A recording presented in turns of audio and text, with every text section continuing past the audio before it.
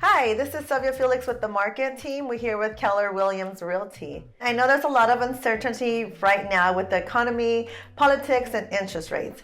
And you might be wondering, is now a really good time to sell my home?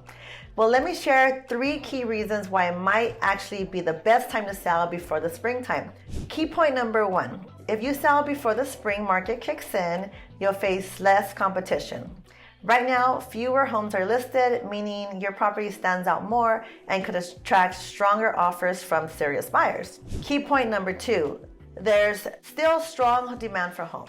Even though mortgage rates have fluctuated, there just isn't enough inventory to meet buyer needs. And in real estate, low supply and high demand equals better selling conditions for you.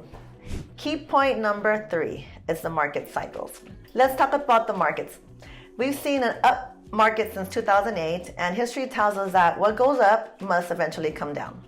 Selling now means you could lock in a high price before the market shifts.